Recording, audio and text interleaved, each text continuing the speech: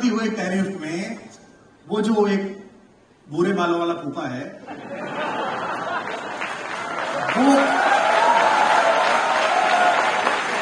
वो क्यों चिंतित है, वो क्यों परेशान, उसने हाथ में रखी है। तो दिन में 3 ट्वीट हमारे प्रधानमंत्री को करता है। बस अब वो यही कहने वाला है कि अगर तुमने मेरी नहीं मानी तो मैं नस काट लूंगा।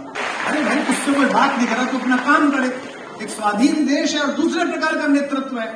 इस पर आपको अध्ययन करना पड़ेगा कि बढ़ती हुई टैरिफ की धमकी के बीच भारतीय अर्थव्यवस्था का कैसे पुनरुद्भव संभव है, कैसे हमारा छोटा काम करने वाला, मध्यमवर्ती काम करने वाला, जिस पर आप बड़ा काम कर रहे हैं, मेले लगा रहे हैं, उसको आप कैसे खड़ा कर सकते हैं। मैं सुबह उठता हूं तो पहला कोलगेट मुझे बाहर का मिलता है, मुझे पहला ब्रश बाहर का मिलता है। ब्रश नहीं बना सकता क्या भारत?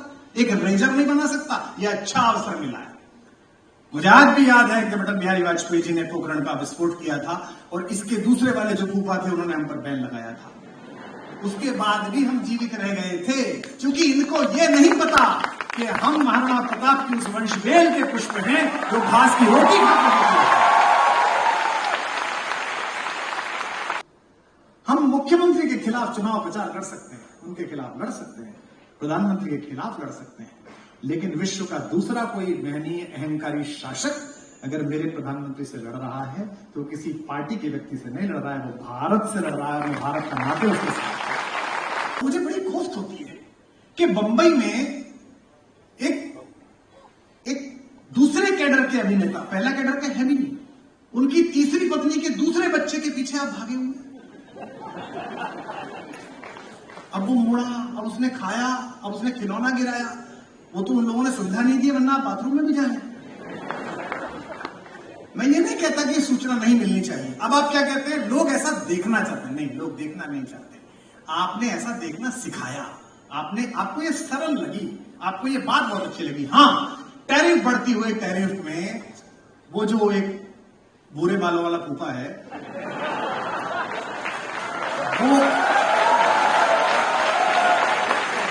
वो क्यों चिंतित है, वो क्यों परेशान, उसने हाथ में रखी है। तो दिन में 3 ट्वीट हमारे प्रधानमंत्री को करता है। बस अब वो यही कहने वाला है कि अगर तुमने मेरी नहीं मानी तो मैं नस काट लूंगा। अरे भाई, तुझसे कोई बात नहीं कर रहा तो अपना काम करे। एक स्वाधीन देश है और दूसरे प्रकार का नेतृत्व है। ये जो ऐसी तरह से आर्म ट्विस्टिंग करने वालों के साथ क्या करता है, ना पता हो तो कांग्रेस में मित्र उनसे पूछ ले, वो बता देंगे क्या करता है। तो इसमें जिसने को उन्हें बताया कि उनके सलाहकार है वो ठीक नहीं है, मुझे लगता है। इस पर आपको अध्ययन करना पड़ेगा कि बढ़ती हुई टैरिफ की धमकी के बीच भारतीय अर्थव्यवस्था का कैसे पुनरुद्भव संभव है, कैसे हमारा छोटा काम करने वाला, मध्यमवर्ती काम करने वाला, जिस पर आप बड़ा काम कर रहे हैं, मेले लगा रहे हैं, उसको आप कैसे खड़ा कर सकते हैं। मैं सुबह उठता हूं तो पहला कोलगेट मुझे बाहर का मिलता है, मुझे पहला ब्रश बाहर का मिलता है। ब्रश नहीं बना सकता क्या भारत? एक रेजर नहीं बना सकता? यह अच्छा अवसर मिला है। मुझे आज भी याद है कि अटल बिहारी वाजपेयी जी ने पोखरण का विस्फोट किया था और इसके दूसरे वाले जो फूफा थे उन्होंने हम पर बैन लगाया था। उसके बाद भी हम जीवित रह गए थे क्योंकि इनको यह नहीं पता कि हम महाराणा प्रताप की उस वंशवेल के पुष्प हैं जो घास की रोटी खाते हैं। 150 करोड़ लोगों का स्वतः स्फूर्त देश है, आत्मस्फूर्ति से दीपित है। इसमें सरकार केवल तटबंध बनाकर इस पानी का नियमन कर दे।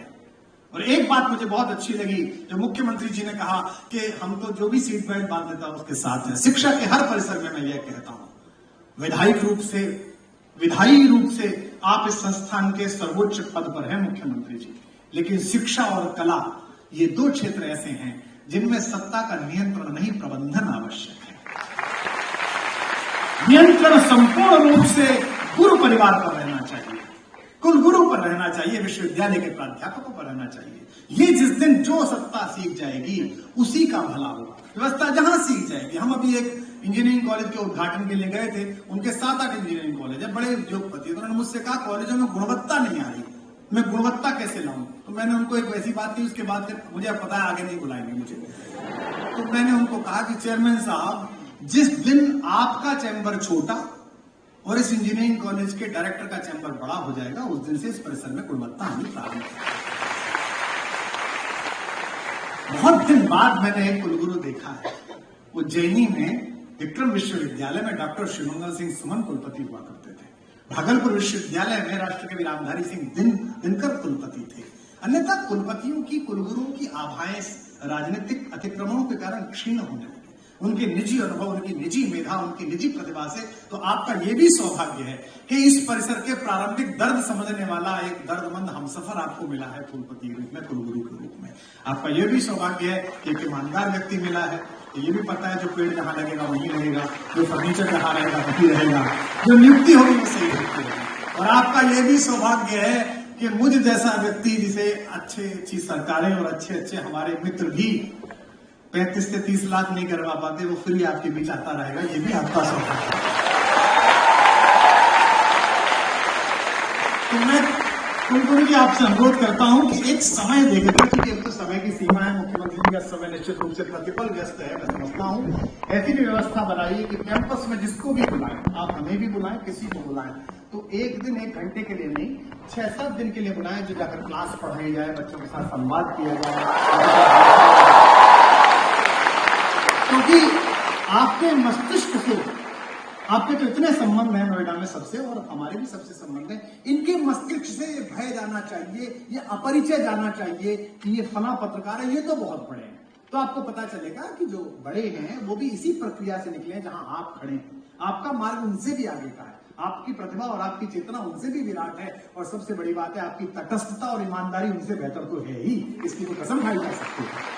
तो आप सब लोगों को अनंत शुभकामनाएं, आयु में बड़े होने के कारण अशेष आशीर्वाद, और जितनी हमारे बच्चे बैठे हैं, जितनी बेटियां बैठी हैं, बेटे बैठे हैं, आप सबका हमारे क्षेत्र के उस जो बड़ा दंगल है समाचार का नोएडा, उसमें स्वागत है। आप सब मिलते रहेंगे, और माखनलाल चतुर्वेदी पत्रकारिता विश्वविद्यालय का परिचय आप देंगे तो आपसे एक अतिरिक्त प्रेम मुझे हो जाएगा कि मैं उसी परिसर के विद्यार्थी से बात कर रहा हूं जहां के 17 रमन में यहाँ आया था।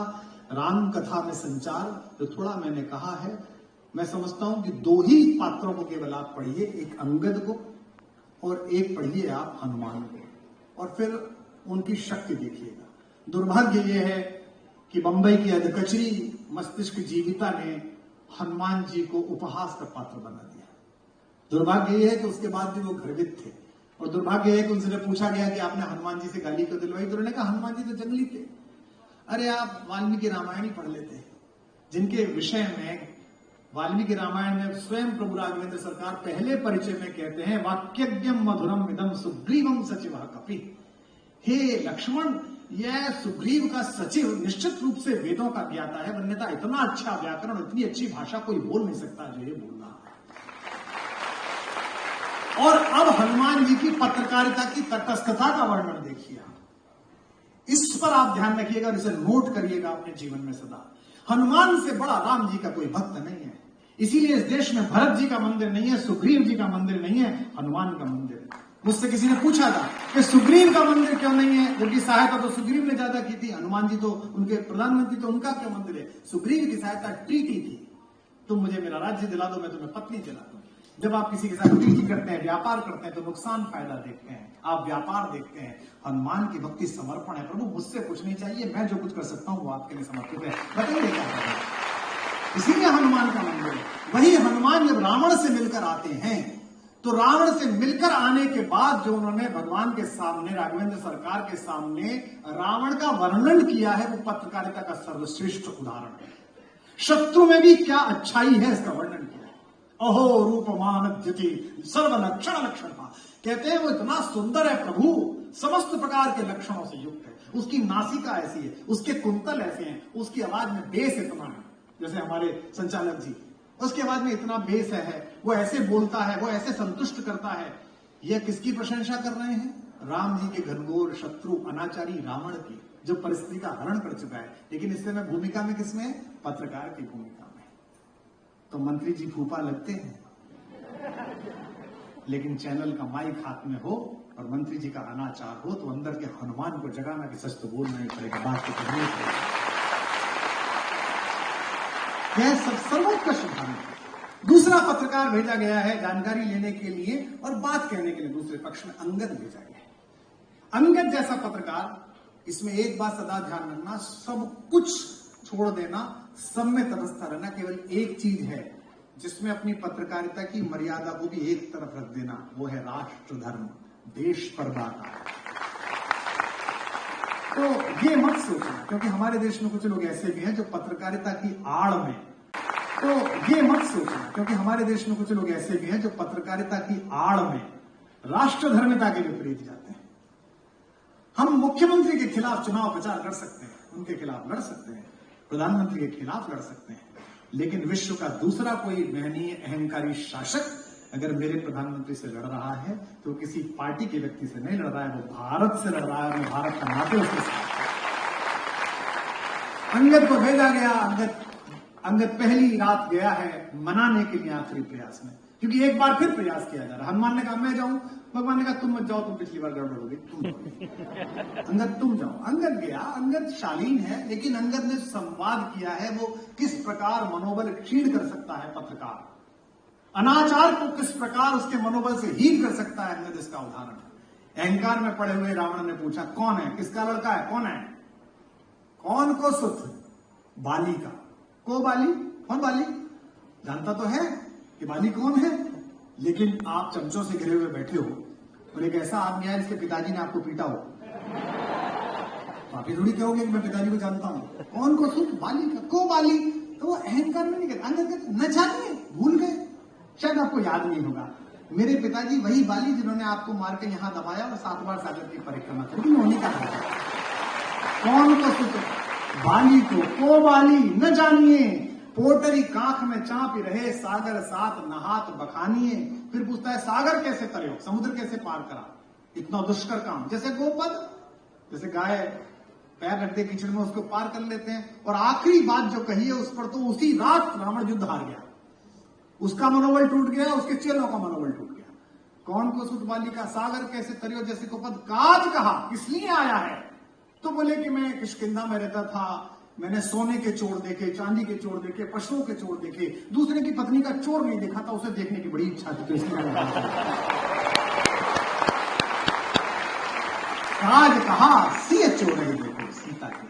अभी हमारे ऑपरेशन सिंदूर के समय भी आप लड़ रहे थे, मैं जिस बात पर आ रहा हूं, आप भी लड़ रहे थे, सेनाएं लड़ रही थी, देश का नागरिक तटस्थ भाव के साथ देख रहा था, लेकिन पत्रकार लड़ रहा था। क्योंकि आजकल वॉर, और पहले से वॉर प्रोपेगेंडा में लड़े जाते हैं, विश्व युद्ध में भी लड़े गए हैं।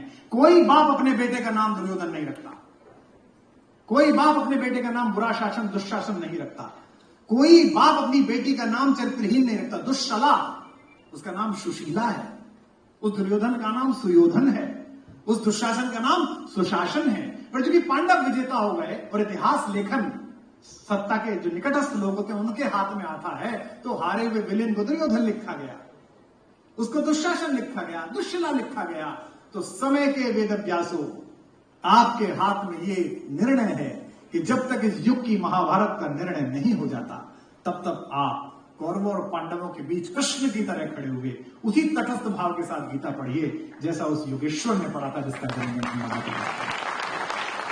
मैं आशा करता हूं कि मैंने कोई प्रतिकूल ऐसी बात आपके प्रति ना कही हो, अगर कही हो तो उसे बड़ा समझ करके मैं आपसे आयु में बड़ा हूं, और इस देश में परंपरा है कि ज्ञान, अनुभव और भाषा में क्षीण होने पर भी अगर आप आयु में ज्येष्ठ हैं तो लोग स्नेहपूर्वक सुन लेते हैं। आपने इसी परंपरा का आगे बैठे हुए लोगों ने निर्वाह किया। मैं कुलगुरु को बहुत बहुत शुभकामना देता हूं। हमारे मेधावी मध्य प्रदेश के मनहर मुख्यमंत्री मोहन जी को, जो महाकाल के सेवक हैं, उनको भी बहुत शुभकामना बधाई देता हूं कि एक अच्छे मुखिया की तरह उन्होंने इस परिसर को जो समय दिया और जो आश्वस्ति प्रदान की वो पूर्ण काम हो, और न केवल भारत में बल्कि विश्व में जहां कहीं पत्रकारिता के सर्वोत्कृष्ट चेहरों की बात हो, लेखनी की बात हो, वहां अंत में कर्मवीर के परिसर से निकला हुआ, माखन दादा के चमत्कार से निकला हुआ कोई ना कोई बालक बालिका मुझे खड़ा मिले। शुभस्ते। बहुत बहुत